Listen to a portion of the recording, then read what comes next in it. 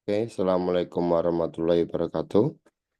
Mohon maaf, ini saya buatkan YouTube karena nanti jam 9 pagi saya harus nguji tugas akhir kakak-kakak kalian ya.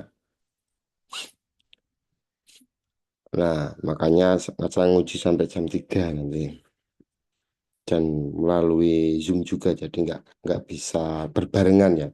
Kalau misalkan nggak Zoom masih bisa lah. Ujiannya itu masih bisa kita tunda. Oke, kembali lagi.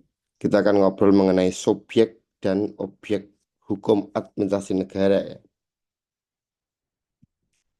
Nah, pendahuluannya adalah pengertian hukum administrasi negara adalah hukum yang mengatur hubungan antara pemerintah dan masyarakat dalam melaksanakan fungsi pemerintahan. Jadi, ada yang mengatakan HAN itu mengatur komunikasi antara rakyat dengan negaranya. Karena apa? Karena yang namanya HAN ini mempelajari soal kebijakan, mempelajari soal penyaluran aspirasi, dan lain sebagainya. Jadi HAN ini mengatur antara pemerintah dan masyarakatnya ini. Jadi kalau kita ngobrol HAN pasti ngobrol tentang kekuasaan, ngobrol tentang sistem mekanismenya, cara mensejahterakan rakyat bagaimana, mekanismenya cara memberikan pendidikan gratis kepada masyarakat itu bagaimana, cara memberikan gizi kepada masyarakat itu bagaimana. Nah, ini Han. Han kita ngobrol tentang ini. Nah, subjek dan objeknya ya. Apa sih subjek dan objek hukum administrasi negara itu? Tuh, hukum yang mengatur hubungan antara pemerintah dan masyarakat dalam melaksanakan fungsi pemerintahan itu tadi. Nah, subjeknya itu apa? Ya, Anda yang tahu subjek ya? Subjek itu pihak yang memiliki hak dan kewajiban dalam sistem hukum. Said punya hak dan kewajiban nggak? Punya, karena saya manusia, subjek. Badan hukum, perusahaan, perusahaan terbatas, punya hak nggak? Punya, karena dia subjek hukum. Jadi subjek hukum di Indonesia itu ada dua. Person and natural person. Person itu apa namanya, badan hukum, dan person, orang. Orang. Itu subjek yang mempunyai hak dan kewajiban. Itu subjek. Berarti kalau yang tidak punya hak dan kewajiban, bukan subjek dong. Nah, kan gitu-gitu loh. Nah, itu. Ingat, subjek hukum di Indonesia itu ada dua. Perseorangan dan badan hukum. Unusia itu subjek nggak? Subjek unusia. Karena dia badan hukum. Nah, kan gitu loh. Jadi dia punya hak dan kewajiban juga. Yang kedua, subjek hukum publik. Nah, kalau subjek hukum publik itu adalah negara sebagai entitas hukum. Loh jelas negara itu kan apalagi negara hukum. Dia sebagai entitas. Negara itu subjek hukum. Publik tapi ya, kan publik ya. Yang kedua, pemerintah sebagai pejabat dan lembaga pemerintah.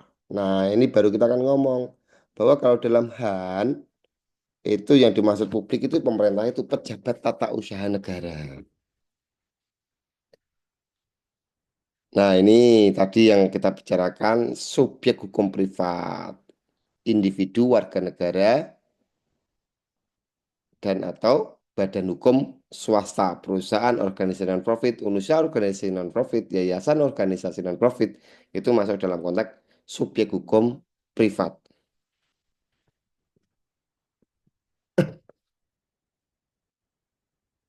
Karakteristik subjek hukum. Tentunya kalau tadi kita membicarakan subjek hukum ada karakteristiknya dong. Apa itu karakteristiknya subjek hukum? Satu, bisa bertindak secara hukum, menggugat dan digugat. Oke, tadi kalau kita ngomong subjek hukum privat ya. perseorangan. Said ini bisa melakukan gugatan nggak? Bisa. Bisa digugat nggak? Bisa. Ini kalau privat. Berarti kalau badan publik, Indonesia bisa digugat nggak? Bisa. Bisa menggugat nggak? Bisa dong. Kan gitu loh. Karena subjek hukum. Yang kedua, mempunyai kepentingan dalam pengambilan keputusan administratif. Nah, baru kemudian kita apa namanya kita dalamkan lagi. Maksudnya yang bisa menggugat dan digugat itu terkait apa sih? Oh ya terkait pengambilan keputusan administratif dong. Misalkan tiba-tiba Unusia dicabut izinnya. Nah, Unusia sebagai badan hukum tentu merasa dirugikan. Karena merasa dirugikan maka dia berhak untuk melakukan gugatan gitu. Itu yang terkait dengan badan hukum. Nah, kalau terkait dengan subjek hukum bagaimana? Misalkan Said atau kemudian teman-teman ini dipecat sebagai mahasiswa di DO oleh rektor.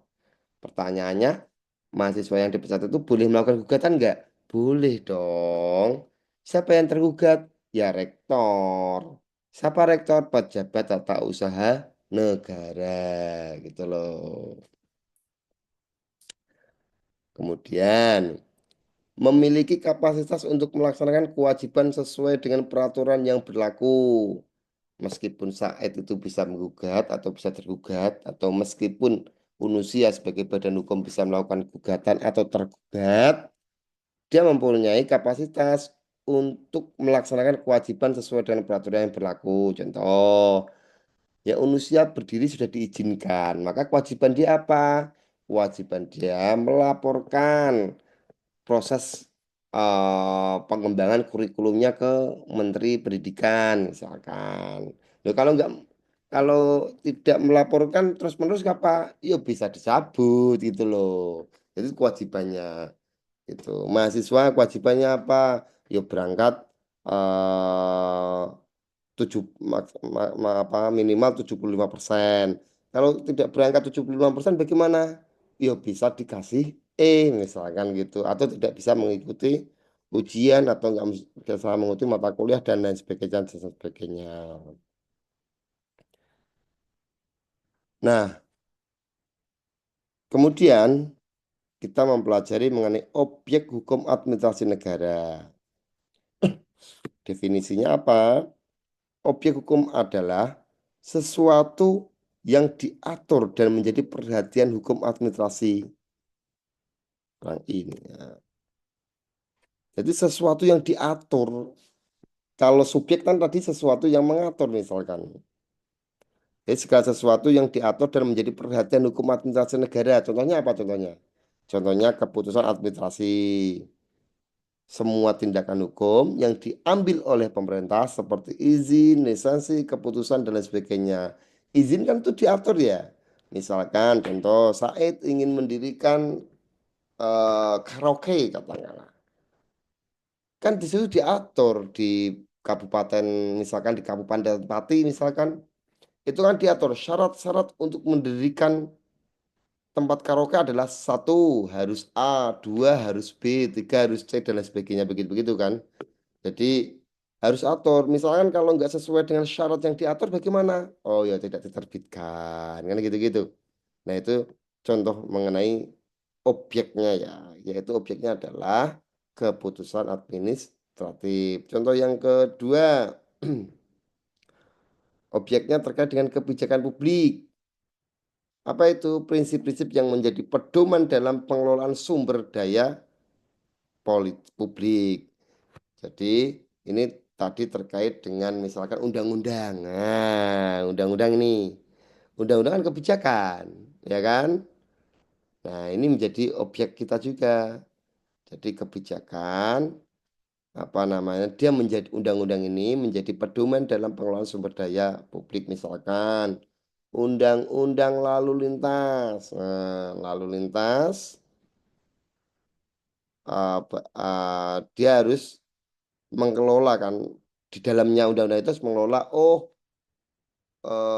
apa namanya transportasi publik umur 5 tahun harus diremajakan. Nah, gitu-gitulah. Nah, itu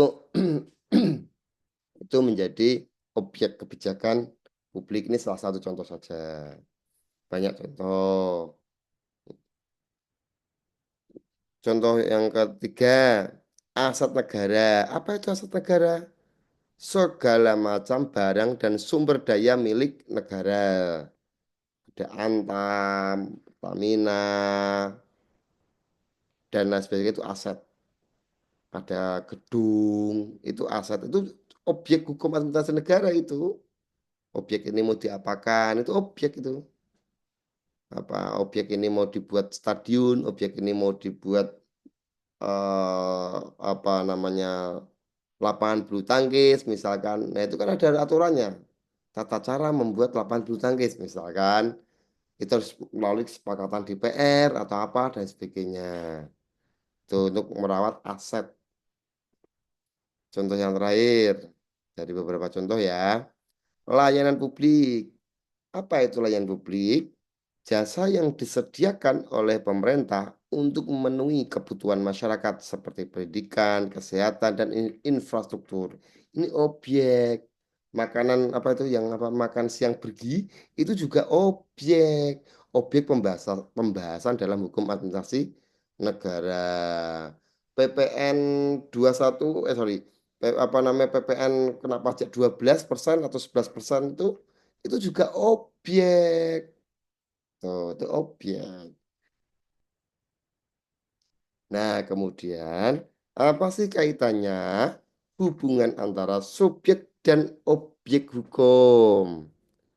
Nah, interaksi antara subjek dan objek terjadi dalam bentuk tindakan administratif yang diambil pemerintah. Loh, tadi kan pemerintah berarti kan subjek karena dia mengatur. Nah, bisa menjadi subjek tadi kan bisa tergugat juga bisa menggugat. Jadi pemerintah itu salah konteksnya subjek dalam pendistribusian sumber daya dan memberikan layanan kepada masyarakat. Nah, itu objek.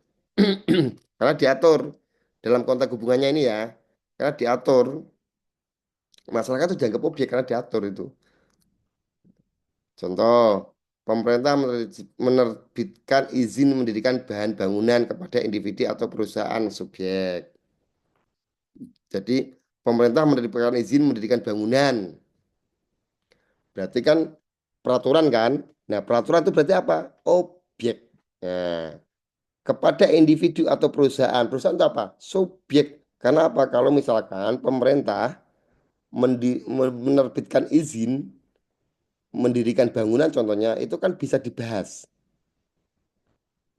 Eh, apa namanya menjadi dasar hukum lah peraturan. Nah, peraturan itu objek. Nah, diterapkan kepada siapa? Diterapkan pada subjek. Gitu ya. Nah, oke. Demikian aja. Nanti kalau kita sudah offline, kita akan membahas ini ya. Kita akan membahas ini, kita akan diskusikan, kita akan urai melalui dunia diskusi. Karena kalau dunia virtual itu memang menurut saya itu tidak maksimal untuk bicara, untuk diskusi. Apalagi kuota Zoom mahasiswa, kuota internet mahasiswa kan kadang-kadang yang limited limited itu ya. Oke, terima kasih. Assalamualaikum warahmatullahi wabarakatuh.